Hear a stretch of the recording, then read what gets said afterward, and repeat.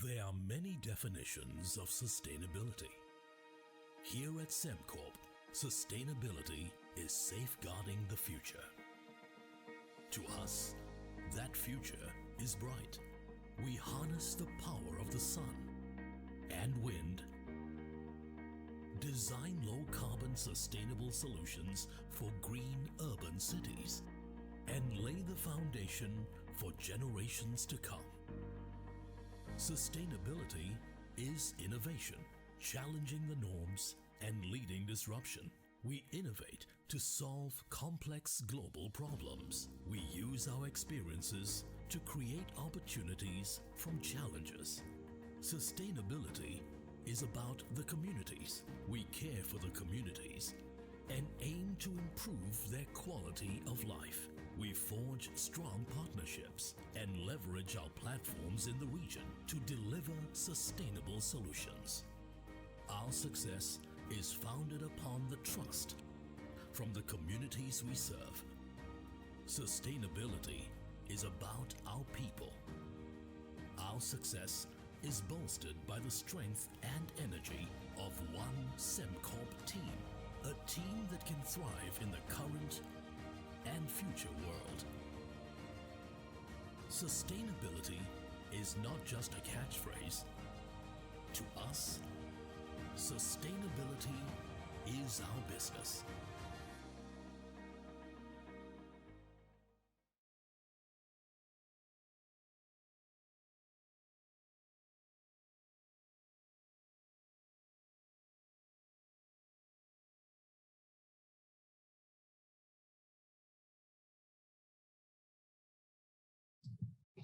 Good morning and welcome to the SU Thinktank Roundtables. I wonder if we may just flip the slide, please.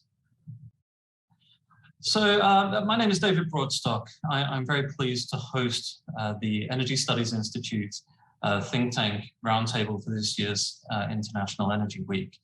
Before I begin, I would like to provide my thanks to the sponsor, Sembcorp, and also my congratulations to EMA for celebrating their 20-year anniversary. And also to pass on a sincere note of thanks to my colleague Azza Putra, who has helped in coordinating this session from the back end.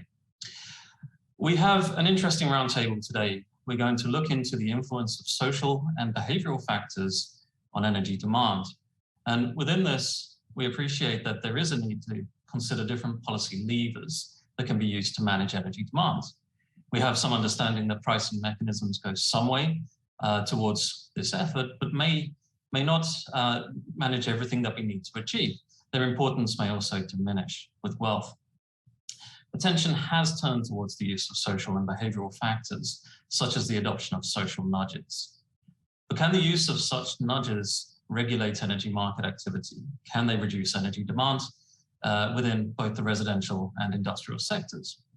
This roundtable will focus on the demand side management for energy and try to provide a better understanding of the extent to which these social nudges, social and behavioural factors can achieve this. Next slide, please. Very briefly, who are ESI? The Energy Studies Institute is a think tank housed within the National University of Singapore. We were established in 2007 and are very proud to offer a very multidisciplinary perspective towards energy policy debate within Singapore and the Southeast Asia region. We currently operate with around 20 research staff operating full-time from a range of disciplines and covering a range of research areas, primarily focused on energy policies and their implications.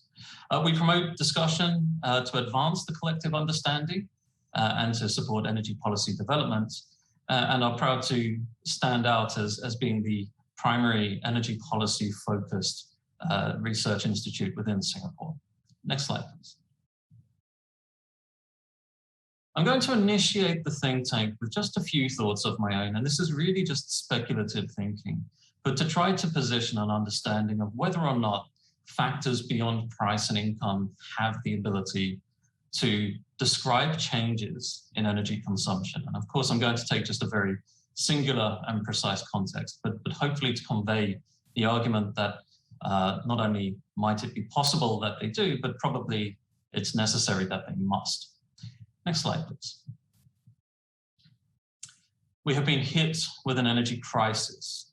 And this is not the topic of today's discussion, but of course it helps position our understanding of the debates which will unfold within the coming weeks and months, especially around the importance of prices being faced at various points of the energy sector, from the production side of energy all the way through to the consumption side of energy. And this will, of course, create pressures in thinking around whether or not our attention should be put towards the pricing dynamics or whether or not it may still continue to unfold, unpack, deepen our understanding of the other factors which may help influence energy consumption patterns. So this is really just fundamental context, and we must keep this in mind. Next slide, please. I decided that to orient my own introduction, I'd try to make a connection to something about Singapore. And so I'm very briefly going to take a look at a couple of pieces of information in relation to the Singapore context. And I'm not sure if our former executive director, Ang Benoit, is with us in the audience, but I came across a paper that he wrote about Singapore energy demand about 30 years ago. And in this rather complex table, and my slides, you don't need to run through them today. They'll be available for you to digest after the session. But 30 years ago, we took a picture of residential demand for energy consumption in Singapore. And without pointing to specific numbers, what I did was I took a look at what was being said 30 years ago and tried to reproduce things for today. And there's some simple understandings that we can extract from this. The third column that you see refers to the data from 1975 through to 1990. And what we learn from the table, if you're able to read and digest this, is very simply that prices matter. When a price rose for residential electricity, consumption would decline by a certain amount. And this was something that would happen with regularity, something we can expect to occur. We also recognize that income rises created an increase in electricity consumption. So this means that we had a fairly standard structure for consumer activity, let's say. And then we have some questions around whether or not temperatures mattered. And back in 1990, it seemed that lagged consumption matters. Now, what does that mean? It means that what I used to consume yesterday had an influence to what I consume today. And then there's a number towards the bottom right of the screen, this R-squared number. This tells us how powerful such a simple set of variables went or was in explaining consumer behavior outcomes.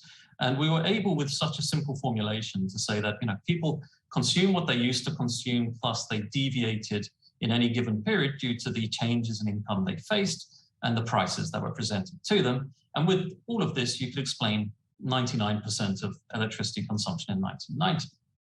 Fast forward 30 years, and looking from 2005 to 2020, which is what we see in the first two columns, we see some persuasive results that cause us to need to question what's changed. We see that the price elasticity itself no longer remains significant using the same estimation tools. There's been a fundamental shift in how consumers react to price signals. Now, of course, we've had liberalization of the energy markets, and many steps have occurred in between, but certainly there's a fundamental difference. The role of lagged consumption, what we used to consume towards what we consume today, has diminished massively. And so we see that there's very different behavioral choices being made by consumers. And at the same time, the role of income has also decreased. And cumulatively, this means that our ability to explain what's been happening with energy consumption using the primitive thinking that price and income will get us there reduces to around about 50% of what's happening. In other words, there's now 40% or so, 50% or so, which is being determined by other stuff. Next slide, please. I've been frequently told to be an economist, you have to show an equation. I'm not going to walk you through the equation, but it's there. I'm going to try and give myself some personal legitimacy. But the details on the slides you can take from the words. I went through a simple exercise of thinking, well, given where we were 30 years ago, given what I understand about energy demand today, what changes may I need to make to the demand function in order to arrive at something that helps explain what's going on today? How do I get back to that point of recognizing the 90% plus explanatory power? And there's a few things. It seems like we no longer need the lag, that habit persistence may have disappeared. Now, this will be an interesting discussion point for a long time. We may also need to unpack the price signals more carefully. We have learned that people respond differently to price rises than they do to price falls. And at the moment, it seems within the Singapore context, we pay more attention to the maximum prices, the historical maximum prices. And this is a signal that prices may not be so relevant. And this, I know, is something that Mike will help us try to think about when we get there. We have seasonality that we need to control for, but also I'm allowing for the idea that the way we respond to signals could itself evolve through time, and just see if we get any explanatory power from that. And then what I want to do is I want to try to unpack, in the second equation on there, the following description, just briefly try to unpack, well, what is the relative contribution of each of these different signals? How much due to price, how much due to income, and what's left over for everything else? Next slide, please. There are some nuances in the econometrics, but let me simply say this. What I do is I try to allow for the possibility that the way we respond to price signals evolves through time. But fundamentally, we see that that doesn't really appear to be the case. That's the message on this slide. There's a sort of whimsical reference to Shakespeare within that, but we'll not play through that. Next slide, please. What this graph shows us is that from 2005 up until the final quarter of 2020, how the changes in energy demand are described by various components. We have the blue bar, which is the contribution of income. And we see that the blue bar is quite prominent here compared with prices. Prices were important in 2005 and 2009, but the prices which seem to matter are maximum prices, not day-to-day prices. And so we see that actually the ability to use price as an instrument has become diminished, and the viability to moderate income in order to achieve energy consumption reductions is obviously a very challenging issue for policy to even begin to discuss, let alone address. Temperature by itself does introduce some variation, but there's additional seasonality which matters. Next slide, please. In this graph, I add in the other stuff. The light beige color, biscuit color, is the contribution of the stuff that's other than price or income in terms of explaining the changes that we've seen in energy demand. Now, there's many discussions we can have about how I obtain these numbers, how I defend these numbers, but they're all fairly well grounded.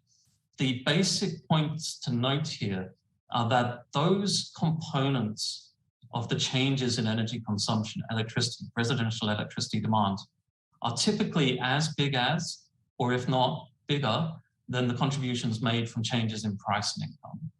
So if we want to have an aggregate understanding, is there room for factors other than price and income, perhaps behavioral factors, social influences, to moderate the level of energy consumption which is occurring?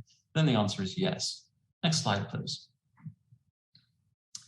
And whilst we see that those patterns actually, I mean, if we unpack them, they seem to have a strong seasonality pattern. What we observe within 2020 is a very clear recognition that those behavioral components can be washed away by excessive economic movements. The COVID crisis is clearly visible. The income contribution takes over anything else. But what this means is that those behavioral components can change. We've seen those changes. We've seen those changes in recent history. And so to myself, I believe the question of whether or not there's room for these social and behavioral factors is not a question.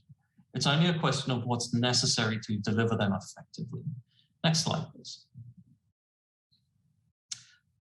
You're not here to listen to me. You're here to listen to friends of the Institute. And now we'll begin with our discussions, our core discussions. We have three exciting speakers, people I've known, Shunsuke Manaji, Professor Manaji from Japan, I've known for many years, as I have Mike Thomas and Dr. Ilya Faber is a fairly newer acquaintance of mine.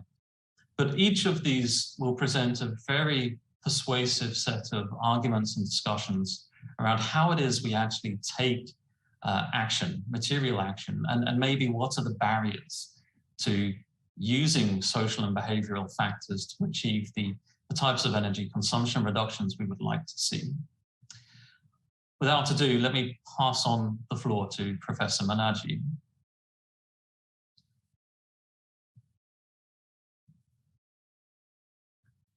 Thank you. Shall I start? Yep. Yes, Shinsuke, the floor is yours. 20 minutes, please. Sure. I'm Shinsuke Managi. I have been the head of the United Nations report for Inclusive Wealth report. Also the coordinating lead author for this year's first joint report for the Intergovernmental Panel of Biodiversity and Ecosystem Service, and also Intergovernmental Panel for Climate Change.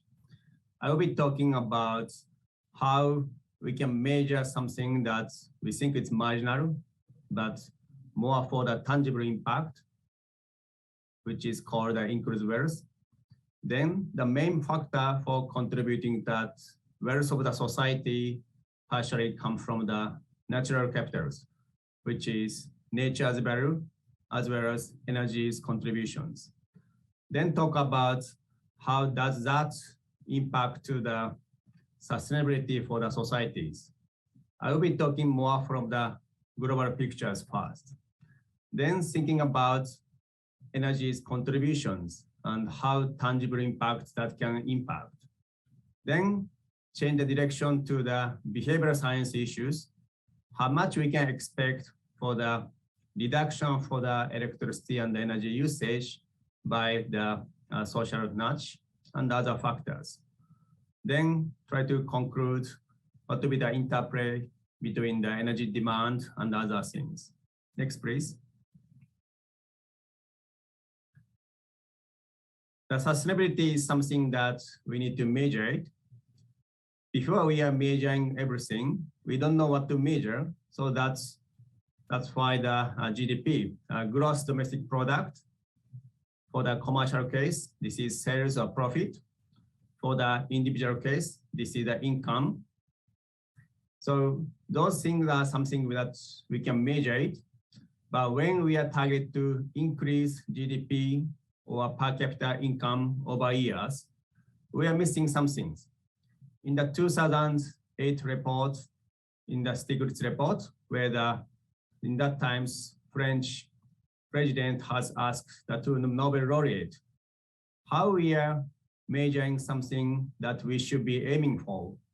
And at least GDP is not the one. GDP is something that we can sum up consumption and also the investment. This is a value for understanding how society is moving forward. But we can easily come up with some problems. For example, when we are reducing the value for the nature, such as destroying the nature's coral reef or climate and clean energies, those doesn't increase the GDP. It's a negative impact to the society, but GDP has no negative values. Instead, the infrastructure's construction adds up the GDPs, suggesting that we need to move ahead for understanding different dimensions, which is inclusive wealth. This is a measurement for the sustainability, measurement for the society for the wealth. And the notion for inclusive wealth comes from the United Nations, coming from the idea from the Nobel laureate Kenneth Arrow, and also the Pasha Dasgupta, who has been heading the United Kingdom's report for the Dasgupta review for this year's. Idea for this report that I'm heading now is now we can measure the value for the manufacturing capitals, which is usual capitals, measured as a stock values. That can be compared to the value for the humans, where the human capital come up from the education and also health, where the stress and the health disease can be included as negative factors. Finally, the value for the nature as natural capitals is important. So more the energy usage, the remaining energy will be decreased. So that means the extraction of the oil will be decreasing the value for natures. On the other hand, more clean energy will be increasing the natural capitals because more the usage for the solar panels, wind, more the usage for the electric vehicle, which doesn't extract the oil. Those will be the benefit to the societies. The interaction matters between the threes. For example, our Lancet paper shows India is the most polluted countries by air pollution, and it's the biggest cause for the deaths in the traffic. We show monetary value for reducing the air pollution is a huge merit to the human capitals or health capitals. So instead of just talking about the pollution control, we say saving the peoples matters. That's why that matters is more important and a bigger number than the cost for the installment of the pollution abatement. So this is kind of cost benefit type to show what to be improved or not. This can be applied to the energy market exercise. Next, please. So when we are thinking need, in the aggregate level for the whole global pictures, we follow several guidelines that has been applied in the IPCC. How we are moving ahead for energy efficiency or mixture for the different energy supply. We are showing, again, following the scenario by the IPCC, whole indicator for the increased wells is not so different by the change in technology itself. We show the three scenarios, usually scenario by scenarios. The indicator to the wells for the society as increased wells will be expected to be different. We show that it is not. So at first, we need to tell changing technology itself is not significant. We need to do something else. Next, please. Next one shows different consumption patterns for the energies. So not just changing the technologies, more the energies composition provide different pictures. Energy efficiency improvement, energy saving technologies, use different energy sources. Those gives much bigger impact to the wealth for the society rather than technology itself for more service-oriented or not. So the energy composition give a huge impact to the wealth for the society in the global levels, as well as several countries levels. Next, please. We have shown in the simulations what is giving high rise in the wealth for the societies. We expect more the higher GDP, it's going to increase the wealth. And in many cases, yes, but sometimes not nearly because more the GDP increase in the past for the several countries, they extract the non-renewable resources. So that's why the value for the nature goes down. So even though the GDP has been increasing and the physical capital has been increasing, all increased wealth can decrease. But when we see the angle from the energy usage, it's very clear that more the energy usage itself is good for the society. But when you are looking at the higher picture on the yellow color here, energy usage itself doesn't increase anymore for the wealth. As I have shown in my former graph, what is clear here is change in the energy supply itself matters huge impact, not to the energy usage as a whole at all. So this is important issues because we tend to think more the GDP or income, more the energy, we're supposed to be welfare improving or better happiness. Our results, even in the past, shows that is not true. We are reaching the area, especially in Singapore, as a high income countries or emerging countries. not just for increasing the energy for the easy and comfortable life. Different source will be important. Next, please.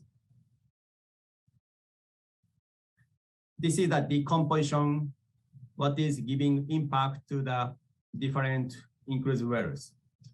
First one shows impact to the inclusive values per capita. Blue color is the energy usage per capita. Red color is the GDP per capita. Gray color is the population density. Yellow color is the renewable shares. All equally about 18 to 20 or 30%. So all of the energy usage, GDP per capita, population density, and the renewable share to be important. Striking fact, important fact here is renewable energy share play an important role for wealth improving conditions. This is different from the next two graphs. Second one is a decomposition of carbon dioxide emissions, where the gray color has more than 50% share. Gray color is, as I said, population density. So essentially how dense the society or urban area density matters to the carbon emission itself. And the second most important one is energy usage per capita. So when we are talking about carbon emission itself, the urban structure matter as population density and what energy use matters. So nothing much about renewables because the share is not high. Third one here is carbon dioxide emissions per capita, where the blue colors has more than 80%. Energy usage is a blue color and it has a highest number. So what we can say is energy usage matter for the carbon dioxide, and total carbon emission is determined by the urban structures. So nothing about behavioral science or social norm can be interacted much. But once we are targeting to understanding the society as a sustainability or inclusive values, all equally important, especially the renewable share become more important. Next, please. So what we are saying now is more the importance for sustainability coming from energy shift and also the portion for the renewables. Then what I want to say here is we can now identify where the people's well-being come from. In the behavioral science literatures, we can now identify what each individual well-being is coming from. As I said, in the past, we only know about income. So increasing income to be the most important factor to make us happy. But here the number shows, in the vertical axis shows higher the number, it's more the higher relationship to the well-beings. Of course, in the left, as in the left, income or stock for the financial capital, those are important. By equally, as I circle in the red color, other factor matters also, such as relationship with local peoples, family importance, and the relationship with friends. So those social factor or social norms matters a lot for humans' well-being. This is same for the younger age people and the senior peoples. It is good to understand from the behavioral science literature that we have been working on that this factor doesn't change much over different countries, where we have been studying about 26 countries. So given the fact that social norm matters, social capital matters, social relationship matters, we can think about changing that composition or improving that condition good for personal well-being. Next, please. There are so many different energy demand study using the social knowledge as a behavioral science.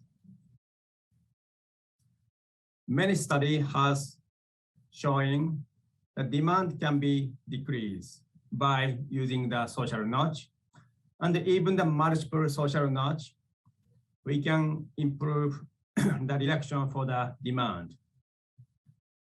For example, one study by Brandon showing reporting the peak energy report, which is asking for the demand reductions when the energy peak comes in.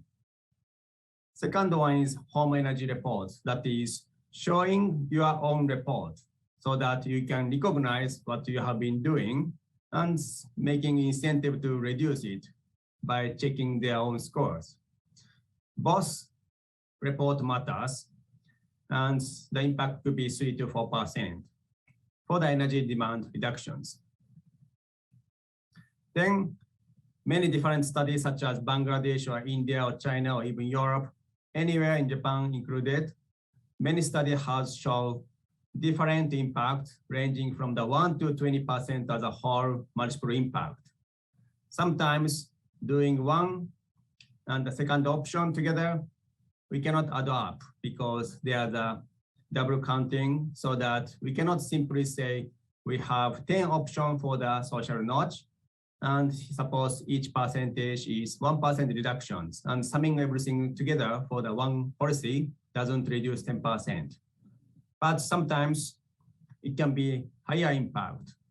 And in my understanding for the review for the different literatures, whether this notch system or the multiple social notch or behavioral science included as a policy, more the country they have not experienced much, they can reduce more.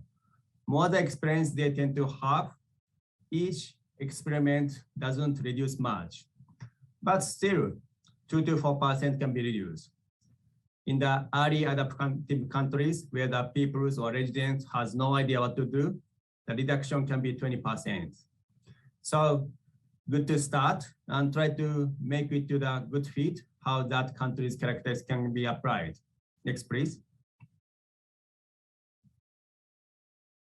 This is my final slide. Social nudge matters, especially for the pro-environmental behaviors peoples, and not pro-environmental behaviors peoples cannot be influenced much from the social nudge or behavioral science, but more the science knowledge to be informed, at least in the newspaper level, they can be informed better and change opinions up to 10 to 20%. So over the time, pro-environmental behaviors people goes first, and secondary, the people informed by the science fact can be changed. Summing up together, first, we need to understand that we will be moving for the sustainabilities, not just for the simple energy reduction or carbon dioxide reductions. We need to understand those efforts will be connecting to the sustainability. Then the shift in energy is important, and also the share of the renewable to be important. We now see that for the individual, for many different countries, peer impact or neighbor impact are so crucial. Not because they care about other people think in the nearby peoples, but also their own well-beings. So that is the reason that social nudge or behavioral science impact to the energy demand reduction, and also the welfare improving, as many studies has shown. My final point is behavioral science moving ahead and often make a mistake, but not just giving up in that time, and try to do different one so that more experience in that particular country, they can move better. Thank you very much. Thank you very much, Professor Manaji. A very interesting discussion. I believe the connection to inclusive wealth calculations and value as a way of thinking is a nice way to position this, and something that can help us move the debate forward quite effectively. I would just like to remind the audience that we have the ability to pose questions, and to remind you to present your questions using the platform such that we can have an engaging discussion towards the end based on what it is that matters to you. With that aside, let me now move the discussion over to Ilya Faber. I meant to add at the beginning that we're very lucky, very fortunate to have a truly international panel. Ilya is actually stateside at the moment. Shinsuke is over in Japan. Mike is in Hong Kong. So we've got geographic diversity in abundance. Ilya, please tell us what you've been up to that's relevant to the Singapore context. Thanks. So let's see. Can we have the good? So yeah, so I'm stateside at the moment, visiting relatives in California, but I'm normally at IHVC A-Star in Singapore. I have been there for quite a long time now, more than a decade. After that, it all starts to become a blur. But together with some colleagues that you may have heard from yesterday, I've been working on what we call the SITEM project, which is a project looking at the future of vehicle electrification in Singapore. Now, let me state up front, I am not an energy expert. I'm a behavioral scientist. My background is in cognitive science, and together with my colleagues, I've done quite a lot of work on sort of behavioral modeling, behavior prediction, cognitive measurement, that sort of thing.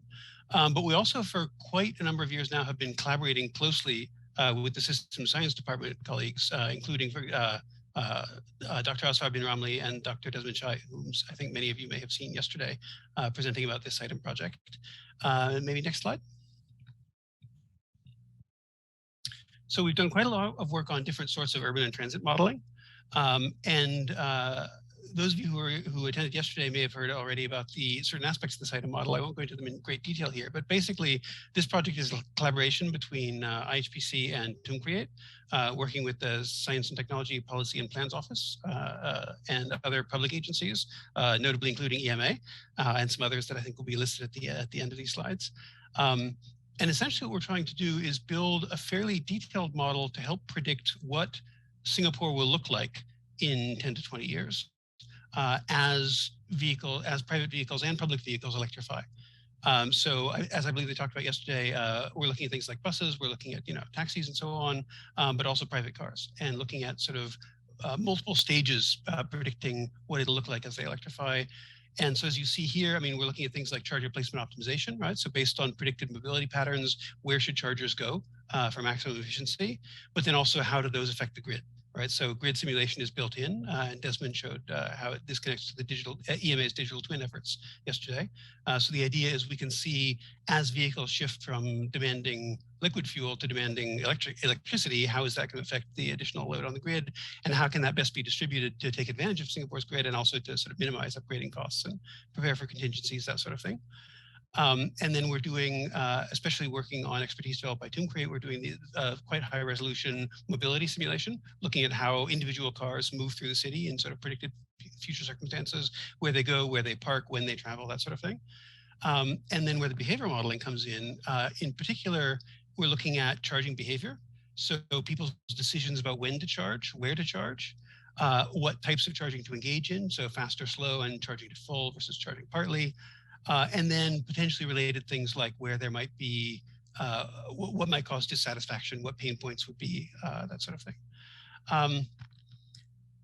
So this is an interesting challenge, right? I mean, think about it. We're looking 10 to 20 years out.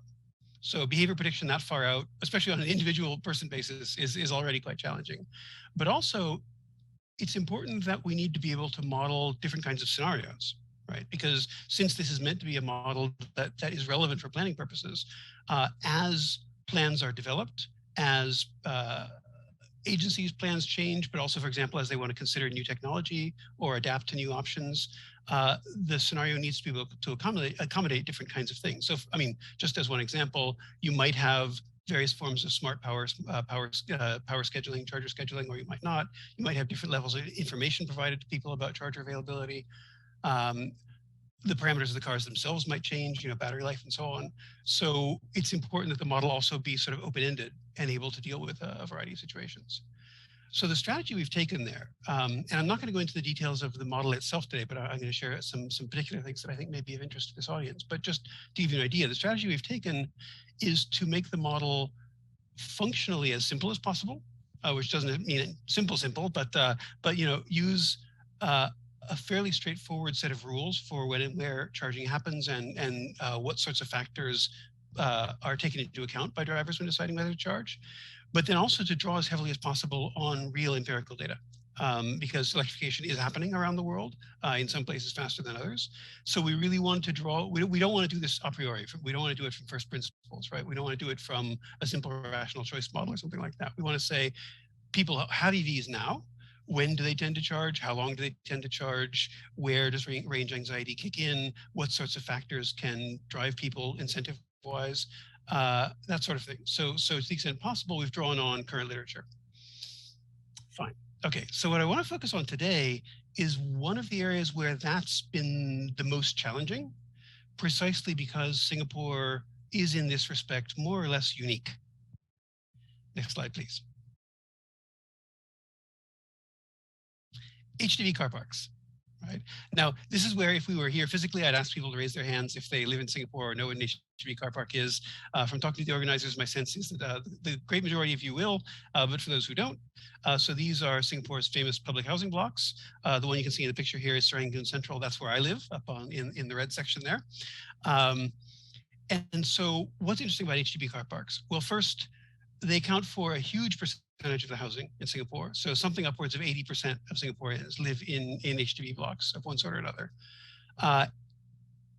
So that accounts for a lot of cars, right? Now, people living in private condos or landed properties may have a higher per capita car ownership rate, but still 80% of people are going to be owning a high percentage of the total cars, right?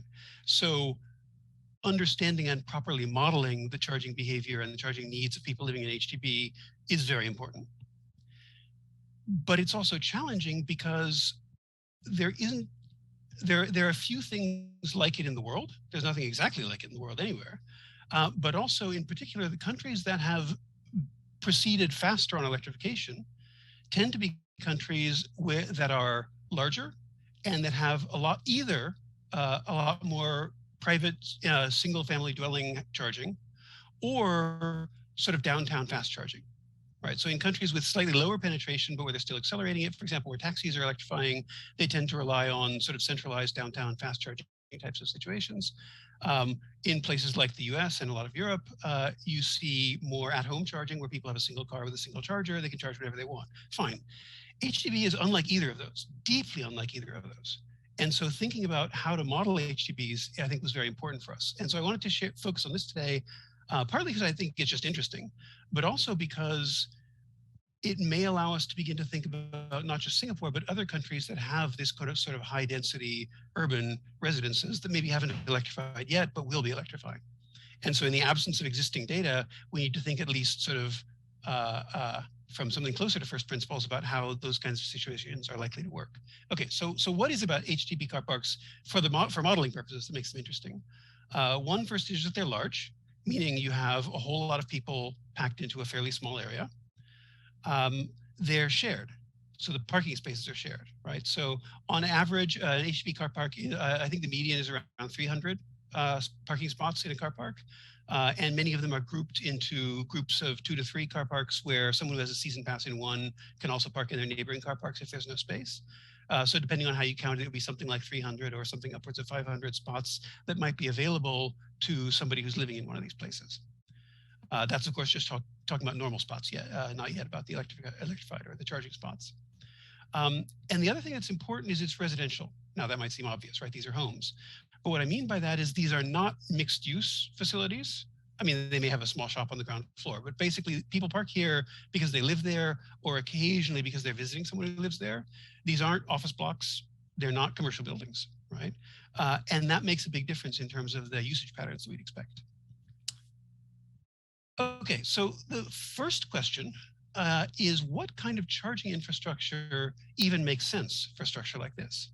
Now, ultimately, we want to, for the actual SITEM simulation, we want to work with whatever the agencies tell us their projections are.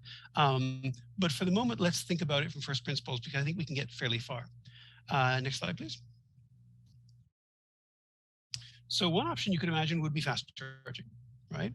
So the idea there might be, well, okay, it's a lot of people. You have a small number of chargers, and then people come, they charge fairly quickly, and then they move on. Right? Probably more expensive because fast charging is more expensive, but you can imagine it. there are a lot of reasons why I think this is not likely to be a good fit for HTTP, right? So one is, even if the average charging time is short, arrival times tend to be quite bursty, right? In particular, a lot of people arrive sort of at the end of the working day when they come home.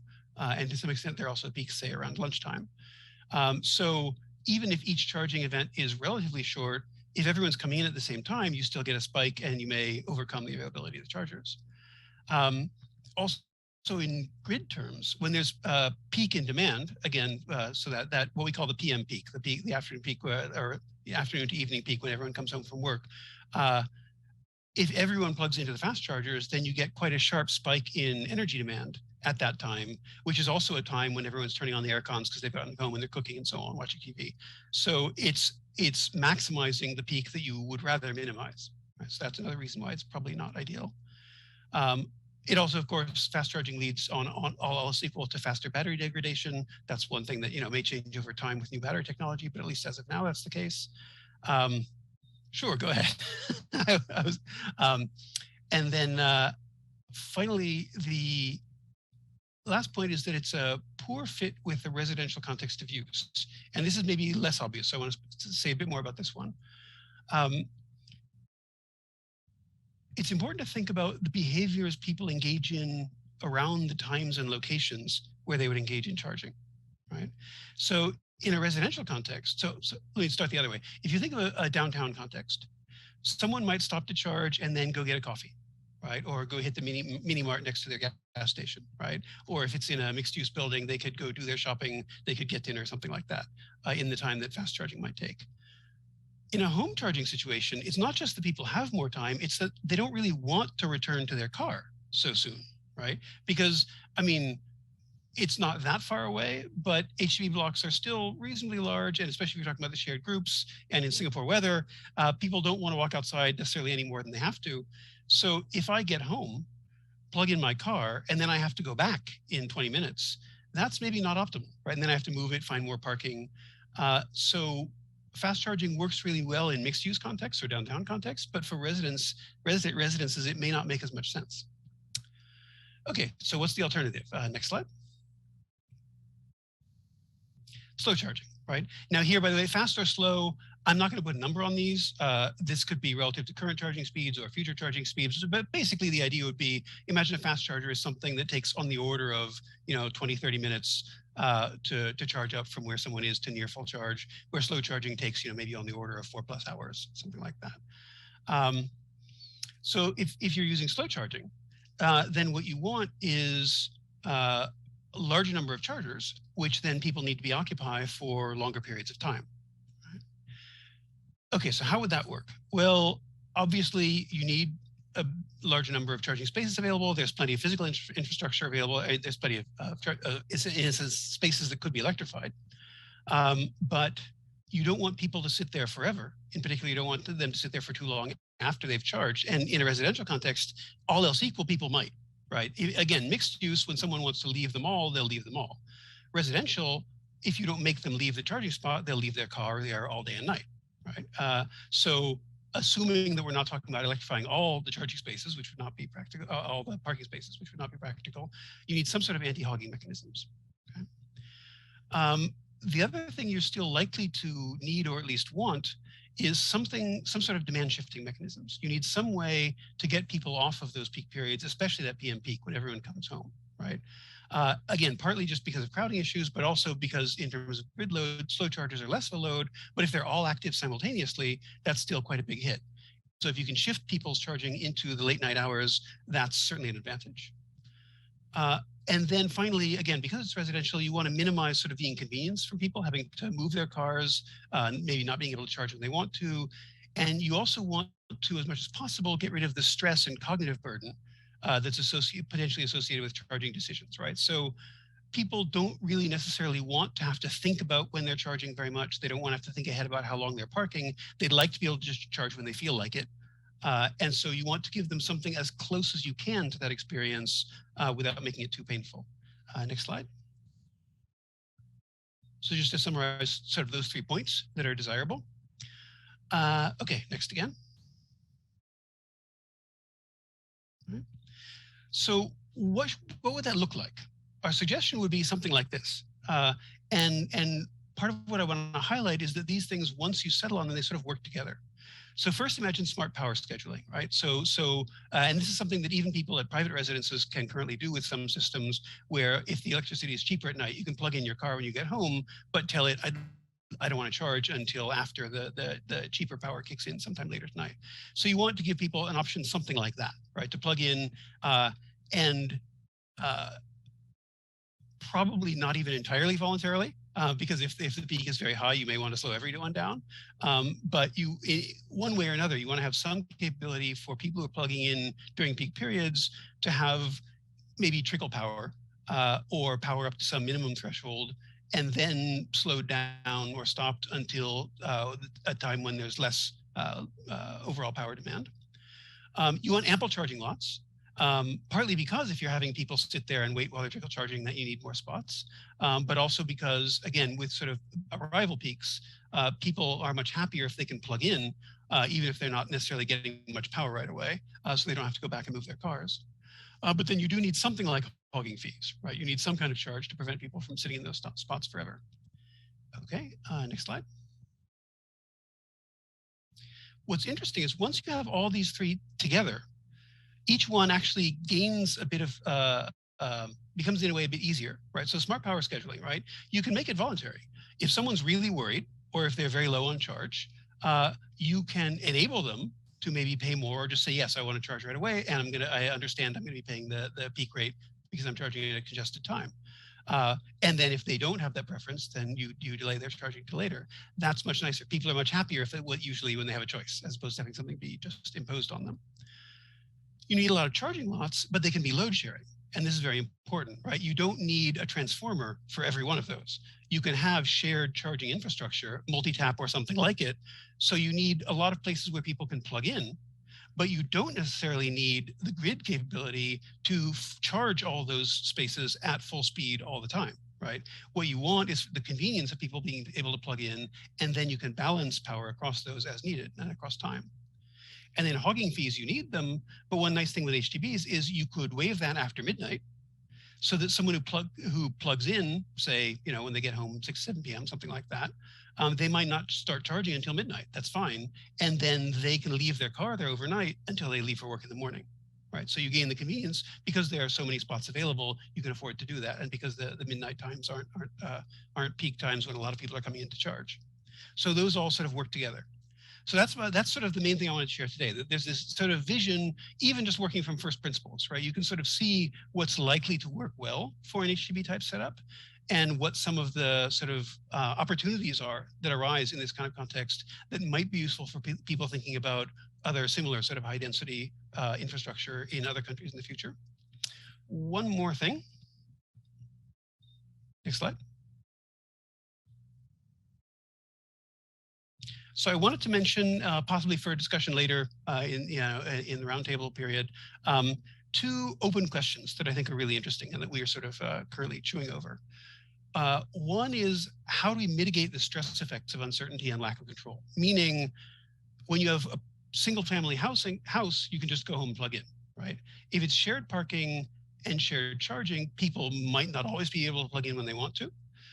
They might not always be able to charge as fast as they'd like to, and they might not be sure at the time they plug in what their charge level is going to be like when next time they get in the car. And this is true for HTB. It's also true even more so for other kinds of shared infrastructure. So if you think of people plugging in at work or in the mall or something like that, right? It may not be possible to deliver them all the power they want during the time they're plugged in. So what can we do to mitigate that? How can we either inform people or provide guarantees of minimum standards of service or something like that to mitigate those stress effects? And then the other, so a system like the one I've described here will work best if people aren't charging too often. And generally, sort of worldwide, people tend to charge something like 2 to 2.5 times a week, roughly speaking, for average usage levels. That's okay, right? One charge can take you through multiple days for most people, and especially in Singapore, where people aren't, driving multi-hour trips, right? There's only so far you can get before you drive into the ocean. So it would be ideal if people waited until they got down to something like maybe 30% state of charge before they even tried to charge. because that way we can take advantage of the adaptive power, we can take advantage of charging late at night, all those things. If everyone feels like they need to plug in, or at least would like to plug in when they're at 70, 60%, then these things don't work as well, right? Then people have to move their cars more often, there's more congestion, you tend to get less availability during peak periods, that sort of thing. So an interesting question. Now, in some ways, self-interest can motivate them, right? Because if I want to take advantage of the free midnight charging, if I'm at 70% and I plug in at 7 p.m., I probably will finish charging before midnight. And so I might miss that window, and I've paid more for my charging than I would like to. So in some sense, self-interest might lead people to charge at lower levels, but not everyone is going to get that, right? So another interesting question is, if we want to encourage people to sort of wait, calm down a bit once they've gotten used to EVs, once they understand they're not likely to run out of power and there are emergency chargers available and that sort of thing, right? How can we encourage people to charge less often and to let their vehicles run lower before they do so? Okay, thank you. Last slide, next slide. And so this is just to show the rest of the project team and some of the agencies and other entities that we've been working with. And I'll look forward to the discussion. Thank you very much, Ilya. It's very insightful discussion. But one of the features which stands out to me is the necessary interplay which can occur between not just what we demand, but also what the infrastructure is capable of supplying. A very neat reminder that there's going to be some kind of a balance which must exist. May not always be easy to achieve. I shall now pass the floor over to Mike Thomas. Mike is going to, I think, drag us back to a more general discussion and perhaps offer some slightly deeper philosophical lens upon what does smarter energy usage really mean. Mike, the floor is yours. Thanks, David, and thanks everybody for tuning in. Let's just begin with the super clever title, right? Doing the light thing. What I'm trying to get at there is not really to introduce a pun or anything, but a lot of what used to be the demand response, energy efficiency kind of programmatic thinking that emanated over the last 20 plus years was always symbolized by the light bulb, sort of get people to turn it off, get people to replace it when another technology became available, give them away for free as part of a sort of energy efficiency drive. A lot of this in the US and in some other countries. All of that got overtaken when the we went to compact fluorescent, and now we have amazing LED light bulbs that almost have no electricity in them at all. So that just sort of dominated. But for a very long time, we tried to change people's behavior, and it was always tricky. And there were many discussions, many frustrating things between a regulator and utility and in other markets in particular, where why is this not working faster or better, or why can't we get customers to do what they ought to do, or and then there were questions about, well, have they sacrificed some quality of the light or the convenience or some other aspect. And we're finally there where almost everybody has done this, and we don't really need a program for it. And it's sort of smart. I mean, the light bulb is really brilliant in the sense of both the light and the technology that goes into it, but the usage, now you can just leave it on and it doesn't use that much electricity. Is it really very smart? We're not doing anything smart with it. We've just replaced it. It's just kind of a one-time thing.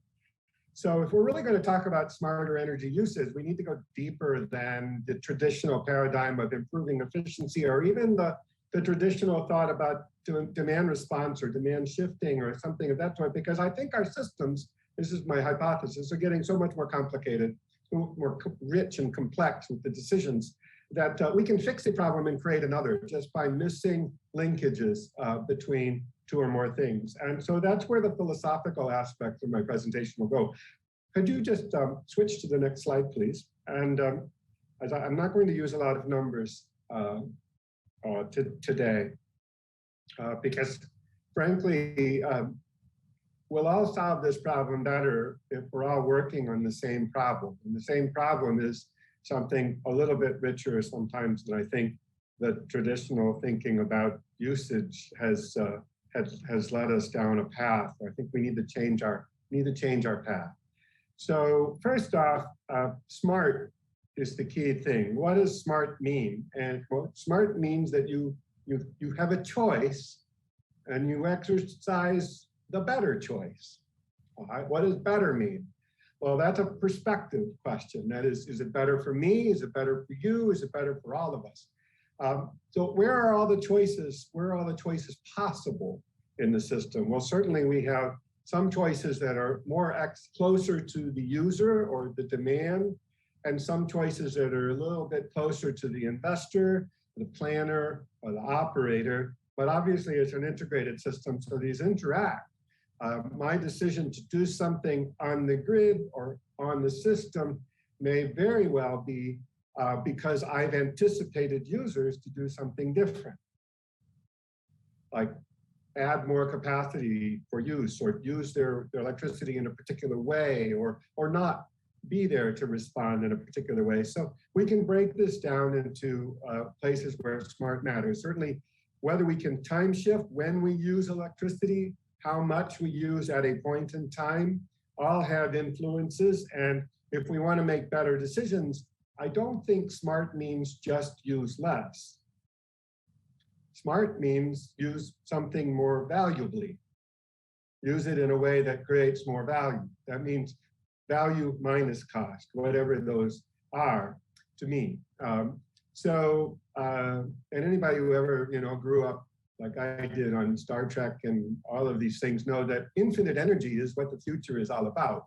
We're not going to get to the future using less and less energy. We're going to get to the future figuring out a smarter way to use more and more energy. That's just the way.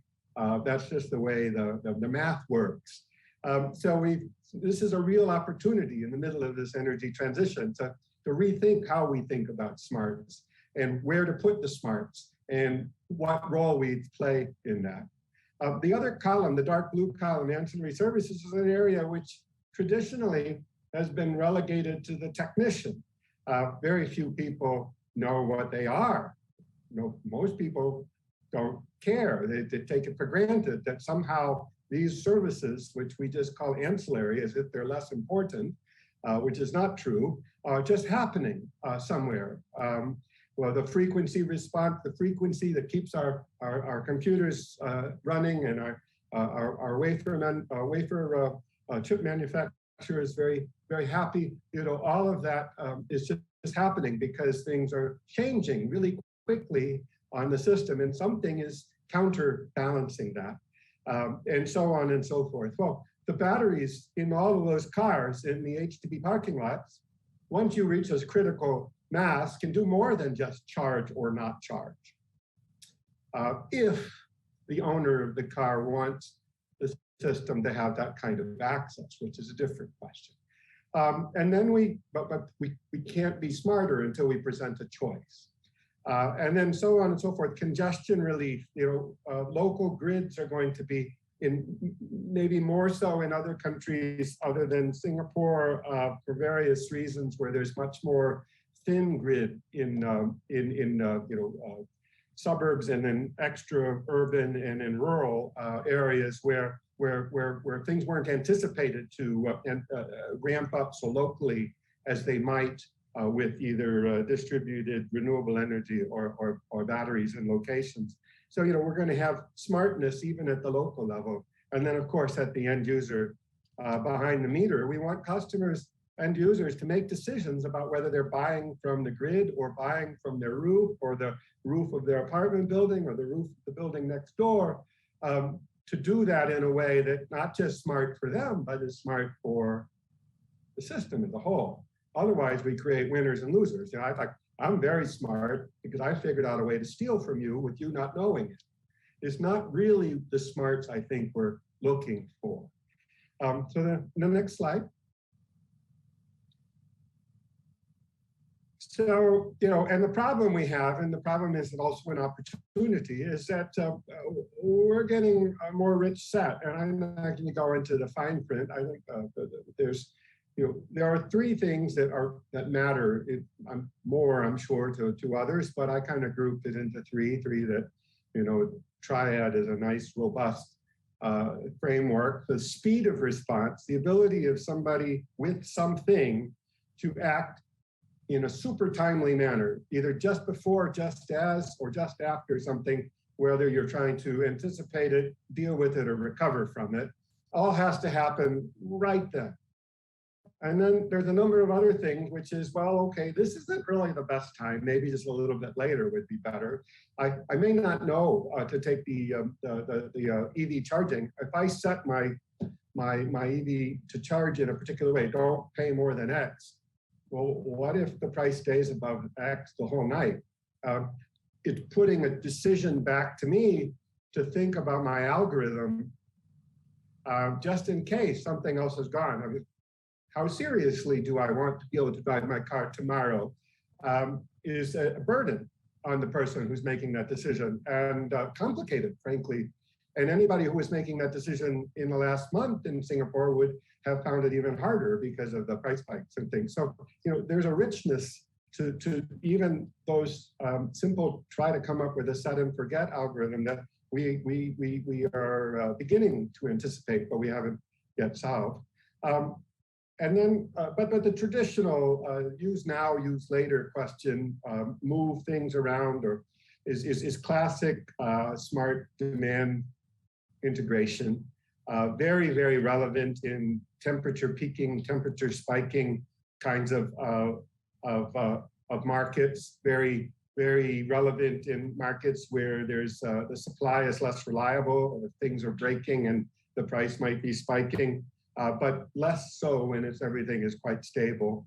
And then the last one is insurance. There are certain things that I might need to pay for or be willing to provide somebody else just because I don't need to stay on, or I really do need to stay on, and therefore I will make decisions about backup power or whatever that is tied to my assessment of how reliable everything is. So it's not really a flipping the switch analogy anymore. Smart is much more than that. And that's where the invitation to all of us to think about this. Now, I just want to run through the rest of the slides a little bit more quickly, as that's my main hypothesis, my main theme. Next slide, please.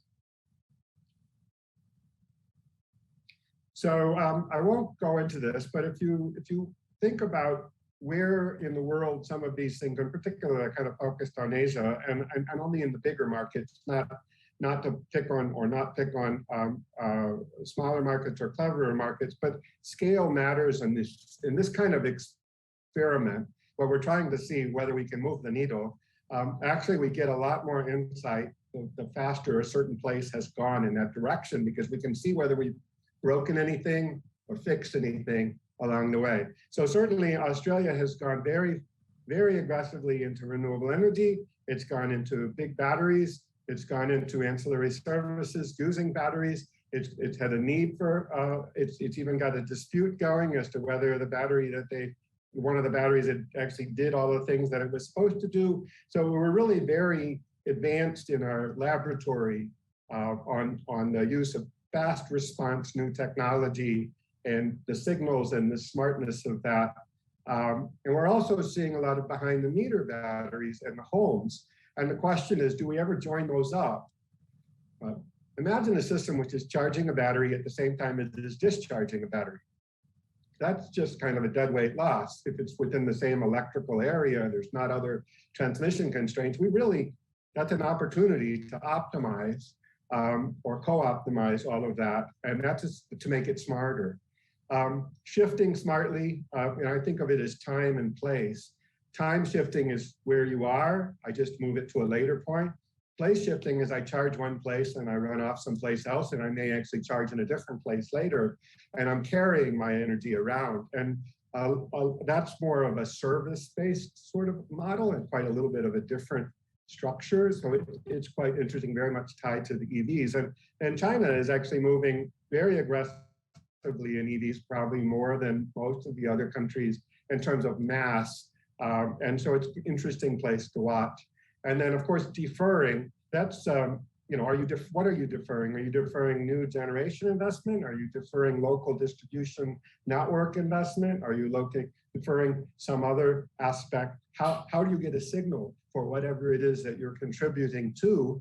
Or how do you get a signal to know that there's an opportunity to contribute to that in a particular place? And I think the leadership there is still unclear. We've got a pretty good idea of the opportunity, pretty good idea of what needs to be done, but we don't necessarily have a crystal clear idea of who exactly, under what incentives and what rewards and with what oversight those things happen smoothly. And then we actually see quite a lot of users making decisions about smartening up their exposure to outages, particularly in markets which have less robust power supplies.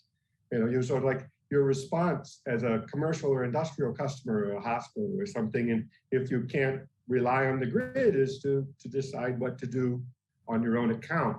And in that sense, the smarter we make the system, maybe the dumber we can make the individuals, but or the higher performing the system we make, the less worry that the individual has. But that's, you know, not every market has the same level of reliability. Next slide. So I would suggest that while customers, like David said, are responding maybe to something and maybe in a different way than they used to, or maybe they're responding mostly to not elsewhere classified kinds of things that are hard, that just maybe the answer is maybe sometimes, not always, they don't want to be bothered. They don't always have a way to do so.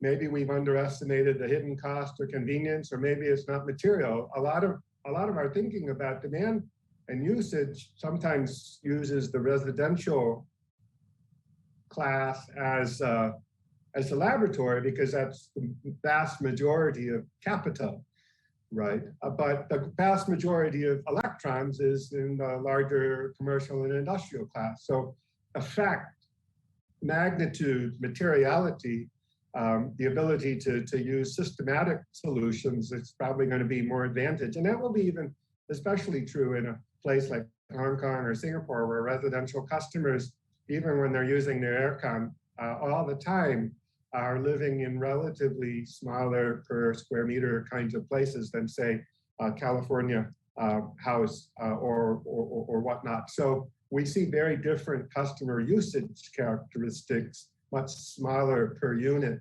per person levels makes it a little bit harder.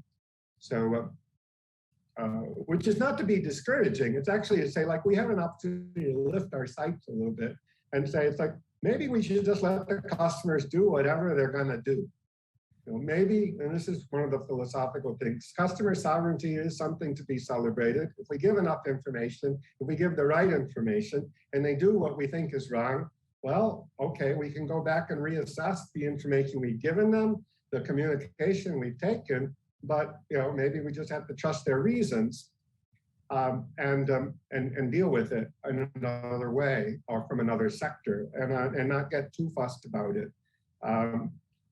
And if you think about the totality, where can you make big mistakes? It probably really isn't in tweaking the residential customers' demand growth profile. It's probably in some other lumpier aspect of the system, getting the demand forecast wrong, not getting the supply right, not handling the intermittency as smartly, over-investing in something because you missed an opportunity to use a capability you already had. That's probably not going to come from the residential sector. That's probably going to come from either the e-mobility sector emerging or the larger system investment side or the larger customer side, if they're willing. Next slide.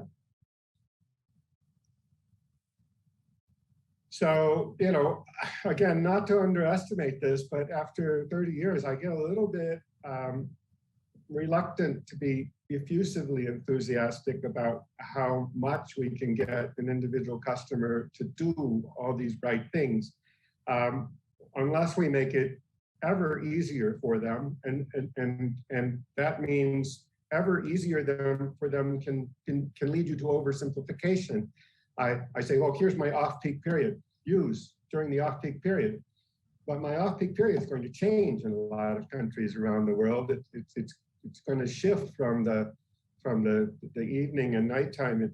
The peak is going to move from the daytime to the evening, and we start putting some charging vehicles at nighttime. It's not clear we're going to have quite the same story. We might have seasonal variability that's going to much overtake the diurnal variability.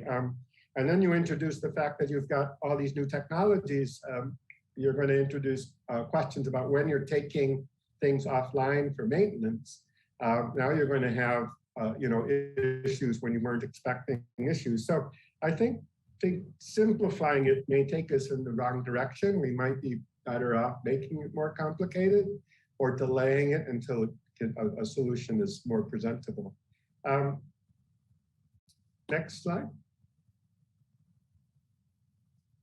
And one of the, I guess, easiest places for me mentally, logically, to start in Asia, not specifically talking about Singapore here, is that a lot of Asian countries don't have what you would call smart pricing or cost-reflective pricing. Now, not everybody agrees that cost-reflective pricing in particular ways is smart, because there are many choices that one makes about how you recover fixed costs and variable costs and account for all of that. But nevertheless, I think there can generally be broad agreement that if your revenue structure for collecting money from customers is substantially per kWh, then the decisions that customers make about using energy, electricity from the grid or from their roof or something is probably going to be skewed in ways that you may not call smart, if you think about it, because they will largely be empowered to reduce their load to avoid the substantial darker brown bar on the revenue structure thing, whereas the industry as a whole is going to be stuck with costs that are a little bit closer to the tan part of the cost structure, which means somebody else has to sort of cover that. And I'm one of those old-fashioned people who think that there's lots of different trade-offs. And while we've got to get to green, we've also got to bring people along in terms of sort of the economics of equity and fairness. Whatever anybody thinks of that, that is a complicated issue. Next slide. Mike, very briefly, in the interest of embracing nudges, might I just nudge you to consider the conclusions reasonably soon? Yeah, I just watching. Thank you. Yep. So let me just stop here for just a second and just say that you can take the more complicated storyline and you can say, oh, but there are just three aspects to it that we really have to focus on, and I think there are many useful ways to do that. We want people to behave smartly, but they're not going to behave smartly according to what your perspective might be. They're going to be behaving smartly from their perspective. So if there is a misalignment between all of our perspectives, between the costs that are saved from the system or the impact on the system versus the impact that the customer sees, we need to bring that into alignment. So one question for most markets is, when the customer sees a signal, is that the signal that the system wants them to see, or is that the signal that they're getting as a byproduct of something we really haven't paid much attention to? Is it the right signal? Because they'll make a decision. It will be a smart decision relative to the signal, but if the signal is not very smart, then it won't be a really smart decision. Buying smartly is that if I want to upgrade my air conditioner or my refrigerator or whatever, then the maximum price or the exposure to volatility or my customer bill, I don't really care what happens during the day. I really just need to understand the bigger, longer term picture. That's That's the sort of traditional energy efficiency aspect. But the one that's new, and I think is, we all start with a certain, empty brain, and then we go to school and we fill it with smarts. So what's the analogy here? What do we have to do to become smarter? How do we measure things more accurately? How do we lower the cost of change? How do we increase the value we get out of doing the right things? Those usually require infrastructure investment, information. They're not costless. And almost all of the interwoven things that I'm talking about really require this right-hand box to get quite a bit more attention, and it will probably add some cost to the overall system. We'll probably have to make a gamble as to whether that's worth it in terms of the direction we're going. But that's where that is. I will. Let me stop there in the interest of time, David. That covers the main things. The other slides just sort of dig a little bit around those, and people can and see them for their own. Thanks very much. Thank you very much, Mike. I appreciate the repurchase of a little time there against the slides. The slides, the complete set of slides, they do go into some extra detail. So for the audience looking to see what's within those, that they should be available later. So now we move towards the roundtable discussion component. And again, I encourage you to present any questions that you have through the chat or the question box that's available via this view page. I think I'll begin. I mean, we've covered a lot of ground, and there's many directions we could go between us, but I'll try and present maybe just a question that's relevant to all of us, and we'll answer perhaps in terms of the order of the speakers, so Shen, Ilya, and then Mike in this case, just to give Mike a bit of a breather after having done his talk. And so, we've been presented, I mean, the story of the day really is one about prices, and this has come up quite a bit within the discussions that we've had in various different configurations. And one of the challenges I suppose we face at the current point in time is one around, well, will all of the discussion around prices navigate us back towards a policy rhetoric in which we're talking about those signals and not necessarily supporting the positive momentum that we've had in recent times towards the social and behavioral influences. And so I'd just like to open up that discussion just a tiny bit. How much is the current set of market conditions facing us globally, in particular within Singapore, maybe going to be pushing us away from the discussion that we need to have, and what can be done to help steer it in the right direction? So I'll go with that as a general question. So Shen, please. Yeah, thank you.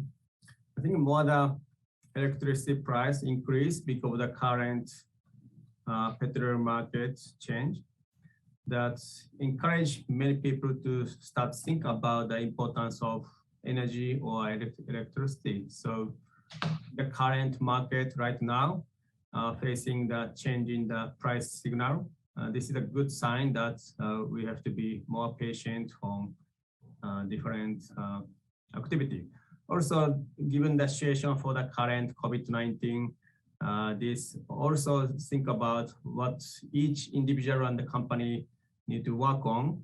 So the behavioral science and the social knowledge issue getting more and more important, and the data and the accuracy of the value itself getting more important. So in the current trends, I think it will be that give better incentive for all of us. Thank you. Thank you, Shen. Ilya, do you have any views on this matter? A bit. So I'm still trying to process some of the ideas I just saw in the last talk, but I think I would say maybe two things. One is taking account of the diversity between people, I think will be really important here. So anytime you're talking about smart systems and asking people to make decisions, right?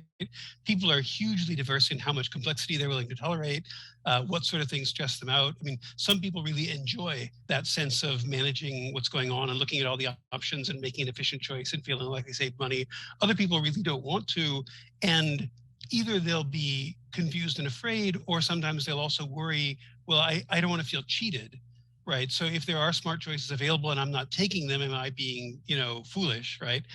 So I think it can't be one size fits all, but people's diversity also sometimes can open up options, right? So there are people who are just going to take the cheapest average option and not have to worry about it. That's fine. If you expose complexity and make options available, and also in particular, if you sort of identify some options as greener, right? There are some people who will be motivated to take those options. But one thing you can do that works for everybody is to set things like minimum standards. Right. And so this is something, I mean, in the case of EVs, we've been thinking about, if someone plugs in at 15% charge, at minimum, you want them to know they're going to get above that fairly quickly. Right.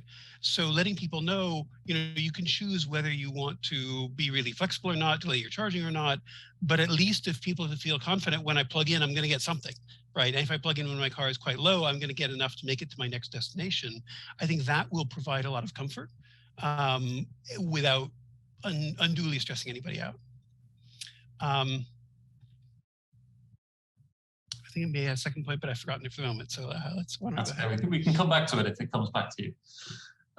Mike, where's your take on this? No, I very much agree that if we're going to get there, we've got to come up with simpler ways for the stakeholders to interact. Which really puts a lot of the burden for the smartness back into the system. And I guess my hypothesis is that if that's where the smartness needs to be, so that we can produce more simple choices for people, then we've got to actually look more holistically at the whole system and not just at the little individual pieces, because we're not going to be giving the more complex choices directly to the stakeholders. Now, maybe that's not material yet, as penetration will evolve, so we will certainly have time. But it is a different way of maybe starting to prepare for some of these things. I think we can be quite clever. Yeah. To me, it's very interesting how the presentations and the discussion itself has crept towards the whole issue around smart usage of energy and smart technologies. And this was not intentional, actually.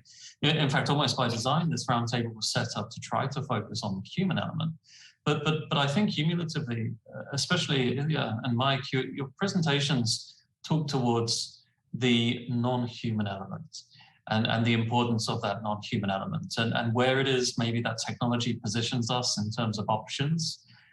There's a whole separate discussion around the supply of opportunity we could have another day.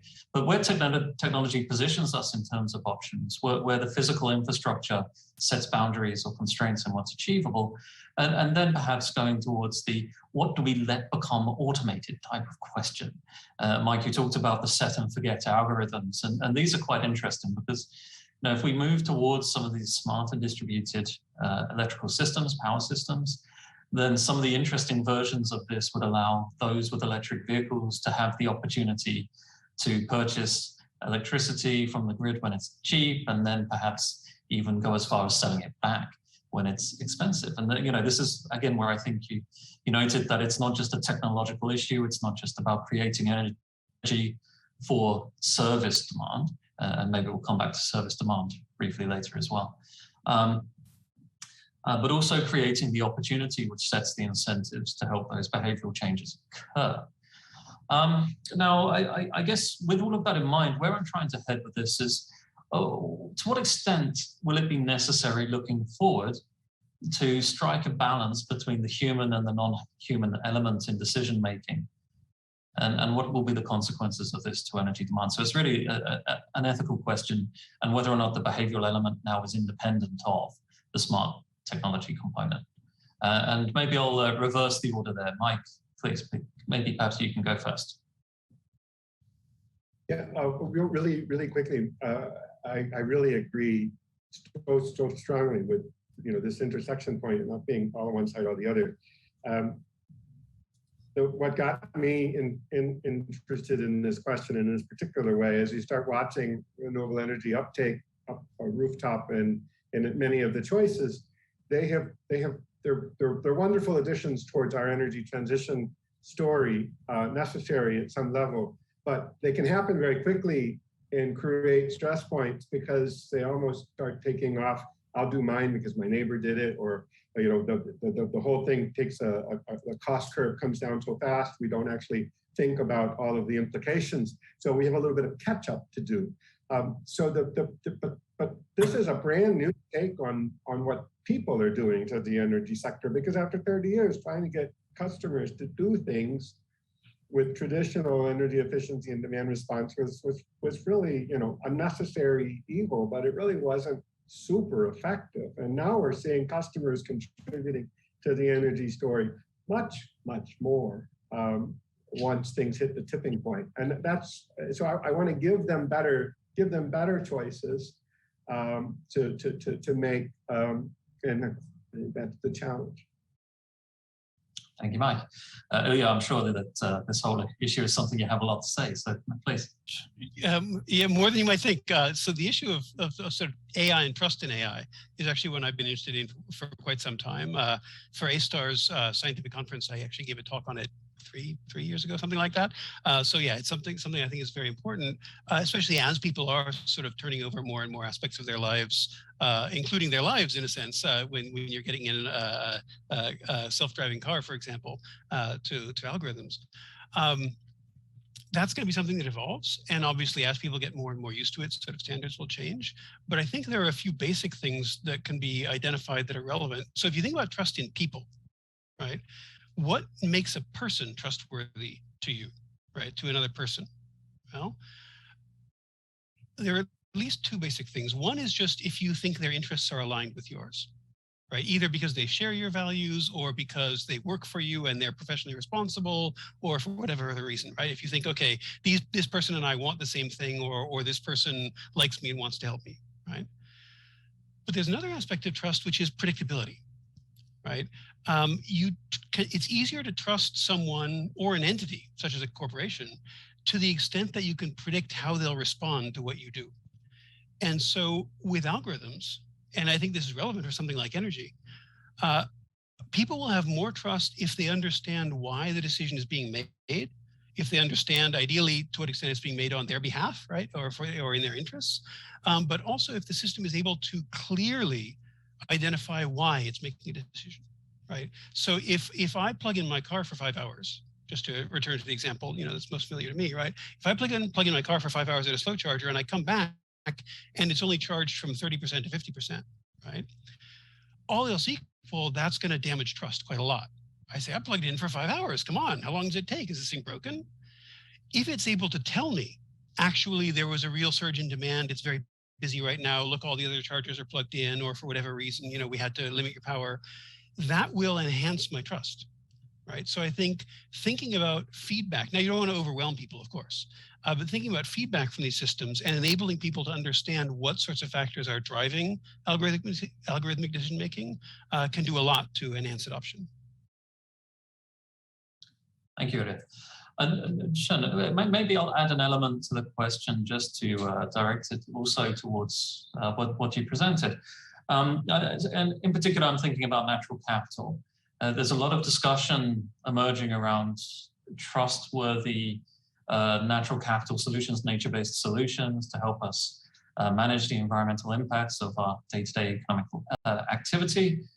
And so I think the question of trust extends towards the question of natural capital. And then I'd like to add the dimension, now, how is it possible to maybe ensure that decision makers are embracing concepts of something like natural capital in the context of somewhere like Singapore, where maybe there's not a great abundance of natural capital?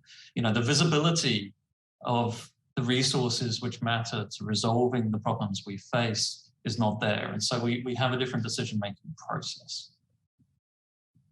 I think two issues here.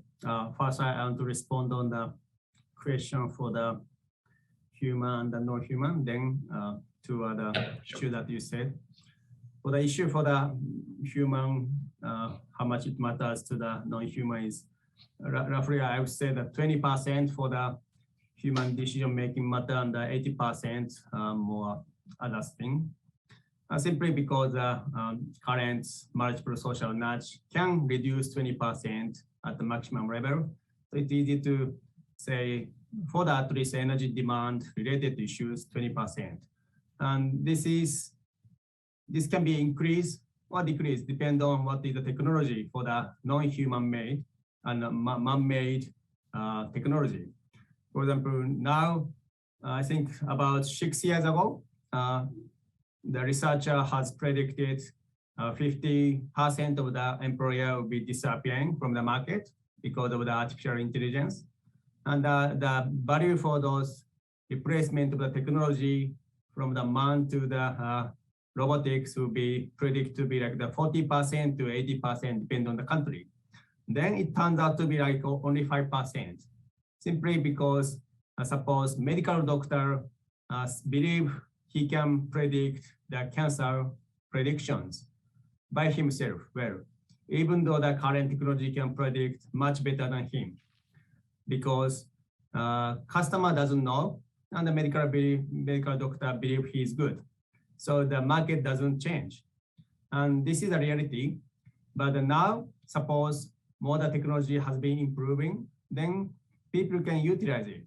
So this can make the much smarter way for the ability to use technology and also the social nudge type human-made actions. So I don't know the value will be changed from the 20% to either 40% or 10%, but technology make the better decision making for human. Also the human technology experience make the technology to be better. So both are better in the positive directions.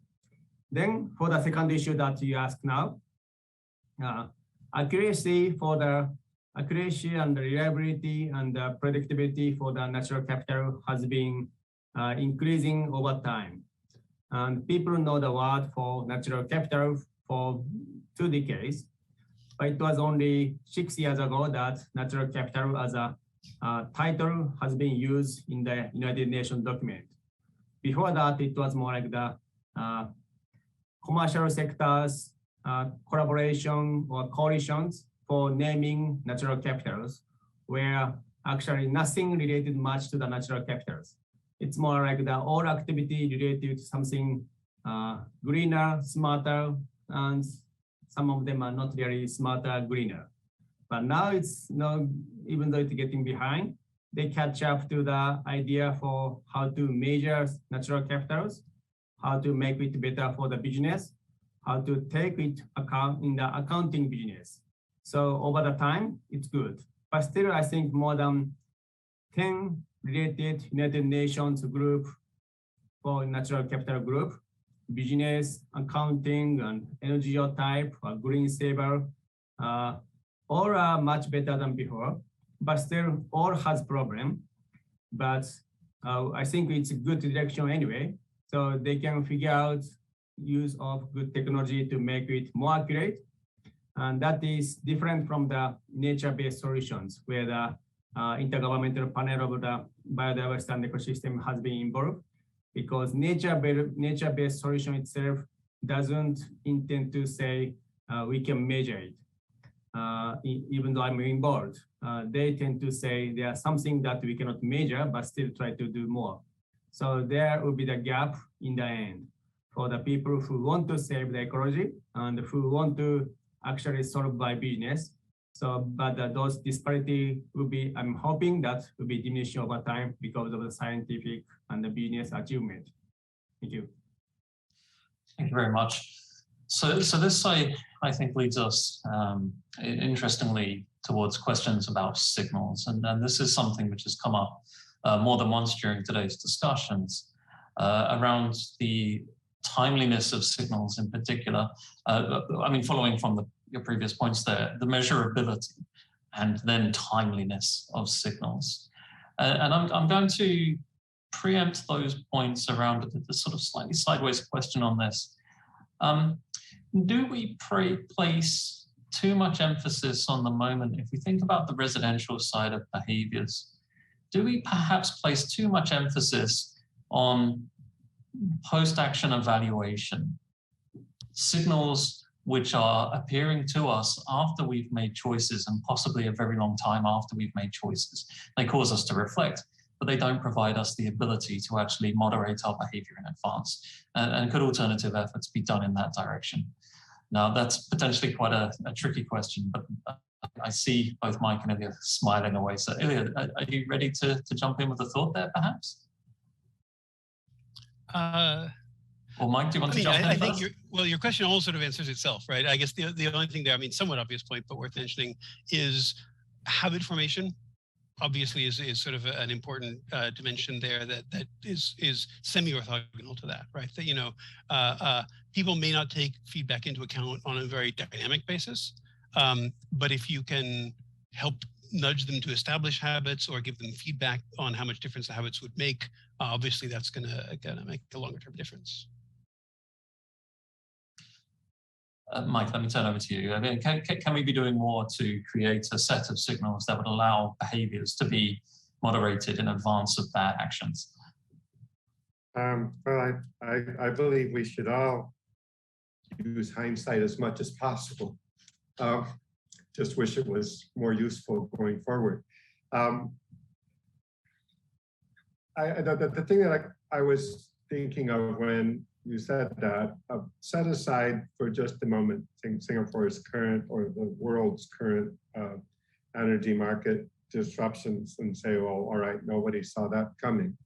The normal profile of energy prices in a system like Malaysia or Singapore, which is gas-fired combined cycle gas turbines at the margin all the time, doesn't really have a peak or an off-peak kind of period for the energy. It's the same price all the time, unless you're really getting close to the point where you need to build something new, and maybe there's a little bit of volatility that gets introduced. Well, volatility is very much something we see in hindsight. You can anticipate that it will come, but you never really, no one expects the Spanish Inquisition. No one expects the volatility to happen.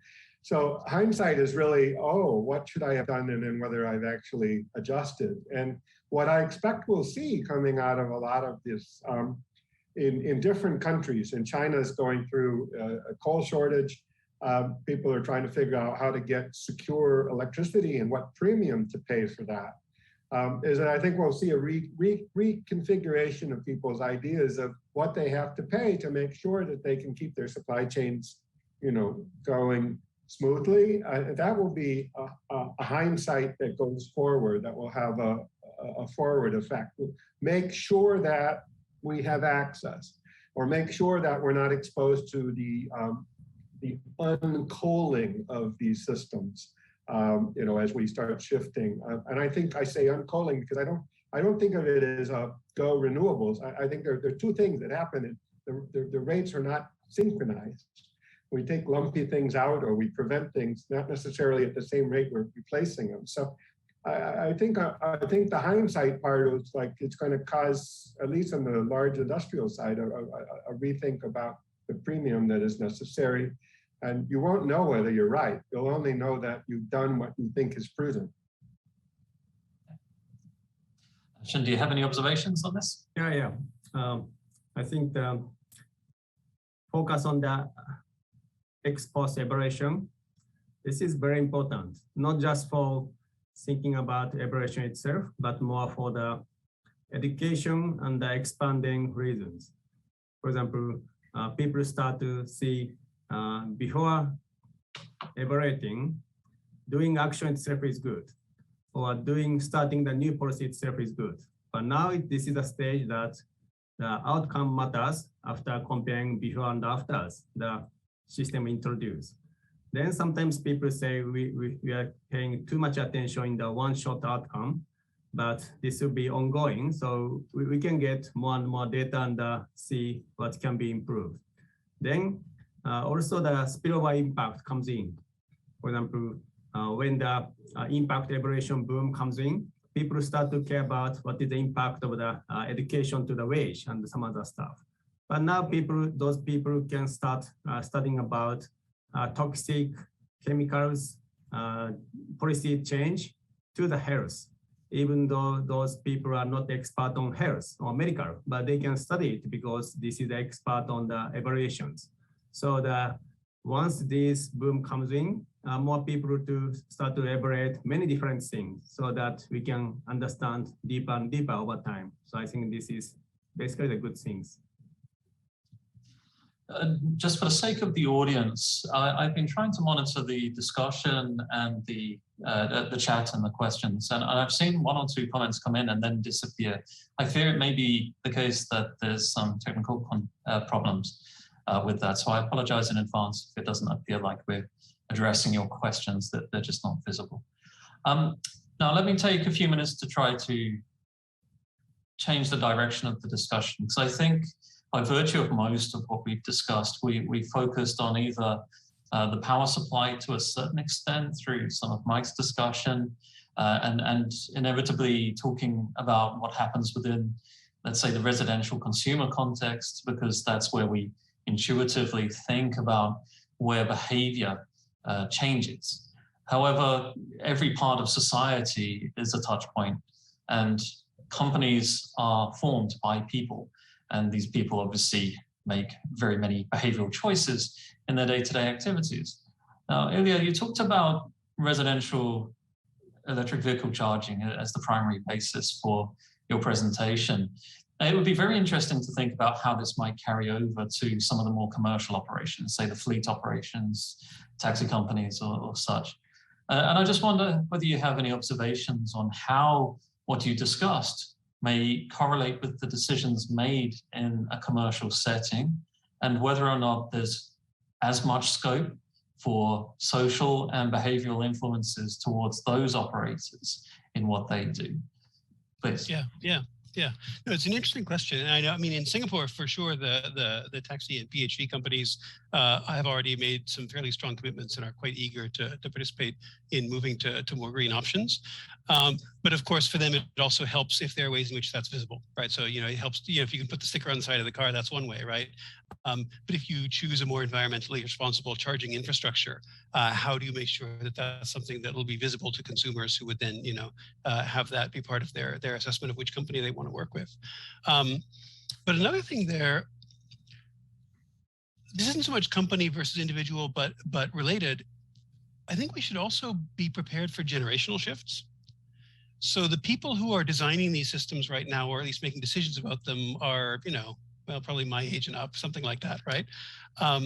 And one of the differences between people of approximately my generation and up and the younger ones is how much people assume about ownership, right? So the older model is I have things I own, and that can include vehicles, right? It can include a home.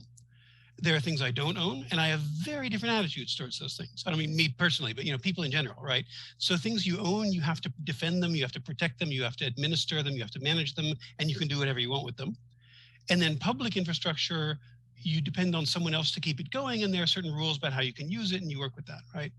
Younger people, and I don't want to make this like a Gen Z psychology thing. It may be they have no choice in this, right? Just because of the kinds of systems that are available to them. But younger people have had to adapt to a world in which that's less true. Right.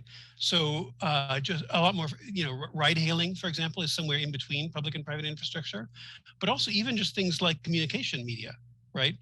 You don't own Zoom, you don't own Google. They offer you things, you use them, but they could take it away, right? And so what people have had to adapt to is the idea that you want certain services, you hope the infrastructure will provide them, you may have to pay for them, but it's sort of a give and take. It's not such a sharp divide, right? And so if we think about how that could apply to energy and to sort of shifting behavior, right? So one thing I think part of, we want to move to greener cars and car light. Part of the move to car light obviously is moving to, ideally you want to move people to public transit, but I think also you'll see people moving to shared vehicles. But even in the taxi companies, right? So right now in Singapore, the model is generally one person has one car. Now they may be leasing it through the car company, but each driver generally has their one car, right? As we shift to EVs, this is something we've been thinking about, that may work if it's a single shift taxi. If it's a double shift taxi, that starts to get a lot trickier, and many taxis are used double shift for efficiency, right? Once it's double shift, slow charging won't get you there. So either you're paying for fast charging and taking more of a hit in terms of battery life and cost and so on, Or another model, and here this is just personal prediction, right? I have no inside information here, right? But one model I would not be surprised by is if it becomes more efficient for the fleet operators to manage the fleet of vehicles so that they can slow charge them. And so then when you want a vehicle, either you go get one or one comes to you, or one way or another, right? Whichever vehicle is fully charged, you take that one. Now you lose the sense of like, I own this taxi and I'm taking care of it. But what you gain is a lot more efficiency in terms of charging and making sure the vehicle's at the right state of charge and not having to manage that yourself, right? So I think it's worth thinking about things like that, where as we move from, I have one copy of something, each person has to have one copy and they have to charge it and power it themselves. And moving to more shared infrastructure, that may open up new possibilities for aligning behavior with environmental needs. This is a very interesting set of discussions. Now, Sean, I want to bring you into this conversation, but I'd also like to hear you reflect upon how it correlates with the inclusive wealth work that you've been doing.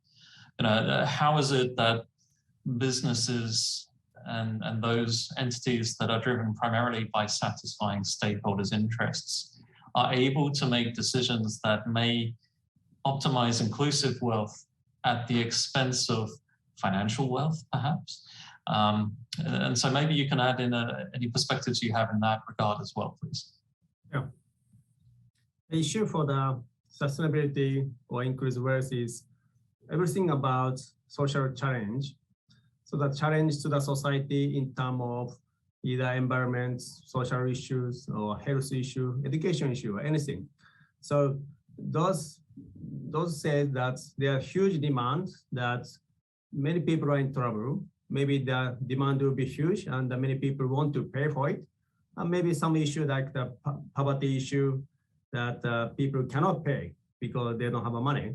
But either the case, that shows the huge demand. Either one message that inclusiveness comes in, and we're looking for solutions. And this current sustainability investment from the corporate shows there's a huge market itself to work on the sustainabilities. For example, financial company are interested in this sustainable investment. But suppose they are just investing by themselves for the solar panels and saying we are doing for sustainability. This is basically meaningless. Their job is to support other company to do the right job. And those jobs can be shifted more sustainability, which solve the other people's questions. And this is the reason that current sustainability investment comes in the huge trend. And in our financial market analysis, and many key countries of the G20 and others, we have shown that more the high score for the ESG in terms of environment, social governance, the much short impact at least, and also longer impact to the stock market. So in 10 years ago's data, we tend to not to show the so positive impact. Sometimes positive, sometimes negative, not clear. But now, at least in the even short term, the stock market signal has been showing it's right connections, which means each company have a clear incentive to work on, and that amount to be different by company. Sometimes climate, sometimes more diversity, but at least the market react to that. So inclusive wealth support evaluating how we're gonna quantify the impact for the natures, also quantify the impact for the better health. So those can be helpful for each country and each business owner to move on. And there are several countries and the company's case comes up. I think this is a good trend. It's very interesting you make the bridge to the environmental social governance components. I mean, you and I, we've researched on this in the past and probably should do something new coming soon. But it is quite widely understood that the performance with respect to ESG metrics does correlate with security of business because it operates as a signal of the desire to identify a lack of resilience and put in place safeguards that are not just beneficial for the business, but beneficial for society. Just as a sideways thought, it would be interesting to work out how to translate some of those principles to the individual households as well. We don't necessarily understand the ESG performance of households, but at a conceptual level, that would be very hard, I guess, to work through. Mike, do you have any reflections on the topic in general?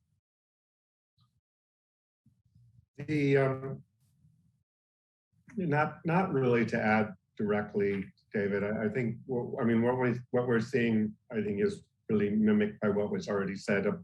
The multinationals that we're working with on the ESG side, are substantially either driving or being tightly driven by their connection with somebody driving. And to some extent, that is a force of nature now. And I think the only concern that emerges in my mind is, there's this game of musical chairs, right, where the first movers have the opportunity to sort of take up the green stuff that's available before everybody else figures out that they need some too. And we've got to figure out how to elevate the whole game. And so, there really is, I think, an opportunity for people to move quickly and get what's available. But that also creates a challenge for keeping it going after those who value it the most have settled out of the game. Not that they really will, but it's just an interesting thought game. Thank you for that. Okay, so we're getting close on time now towards the end of the session, and we need into thinking about wrapping up. But actually, we do have some visible questions on the chat board now. Not the same as earlier. There was some earlier questions or remarks about the interest towards the hogging fees. But we don't have time to cover that, but it's certainly an interesting idea of what kind of maybe more punitive mechanisms could be put in place to help steer away from bad behaviors rather than the positive rewards for good behaviors. And of course, the traditional question around the carrot versus the stick and whether you need one or both. But I think it's fair that we turn towards the audience questions within the last couple of minutes. And so perhaps just take a moment or two to think about, I think the key one is the first one. What kind of demand and supply shift patterns can we see after 2025 or 2030? So I will add to this that I've been hearing interesting discussions in the lead up to the COP debates coming ahead of us. People are presenting questions to me around the lines of, are we doing enough to talk about peak consumption at the household level, recognizing that aggregate activity builds up from the bottom? And so maybe that's an additional caveat that we can put in there, thinking about those 2030 hurdles. So let me then get back to the order of the speakers in terms of presentations. So 30 to 60 seconds each on this briefly, please. 25, 2030, supply and demand. Shunsuke, over to you, please. Yeah, I think the situation will be much better in the sense of more technology available in the 2020, 30, and 25. So the people who can afford those technology, either company or homeowner or individual, they can make it much easier. And for the people who are not affordable in terms of income, they are more busy for spending time thinking about energy and others. So they are not in the good shape. But climate change is occurring and adaptation matters. So they are spending more time and they have to think about in the negative way, but the issue getting huge. So technology available, but I think the income disparity matters for the future more. Thank you. Thank you. Elliot, please. I don't know how much I have to say about 2025 to 2030. I would say, in terms of vehicles, at least the thing to watch for will be at some point it's going to tip, say for Singapore, but also for any other country that's electrifying, because there comes a point when the infrastructure starts to get good enough that people no longer need to worry about whether a charger will be available wherever they're going. And then eventually, the gas stations start to close, right? So I think my guess is it's going to be one of those things where you have slow change, and then, right, suddenly it becomes the obvious thing to do to get an EV. When exactly that'll happen is a little hard to say, but I think we should certainly look for that to happen at some point. Thank you very much. Mike, please. So the crystal ball for 2025 to 2030 is probably as murky as it's ever been. It's always been a dusty ball, but the issues really are on the supply side. The path to decarbonization is a complicated one in a landscape, Singapore, but across the region we're seeing kind of the same types of things. I guess my question is the degree to which we can accelerate, integration and the ability to do imports or other kinds of structures to better optimize where the resources and the space and the flexibility is. And we've got time between now and 2025, but that's a lumpy thing. So will it happen? How will it happen? When exactly will it happen? How much will happen? If you're an investor, you either want to be in the game or you want to be on the sideline waiting to see whether the game is being played. It's very hard to know how to go. I think demand is going to grow. I'm sorry. I don't think we're done yet. And it won't be because of the people. It'll be because some of the energy intensive uses are still actually needed. Indeed, very realistic and humbling conclusion to this session. So I would like to then wrap up the session. Thank you, each and every one of you, not just for those who spoke and engaged in the roundtable, but also for the audience, and once again to the sponsors and EMA for hosting this session. It's an enjoyable position we have where we get to ask the challenging questions of our time. We may not have all the answers, but I think we're clear on the direction, and I hope to continue this debate. Thank you very much, and that will be the close for this session.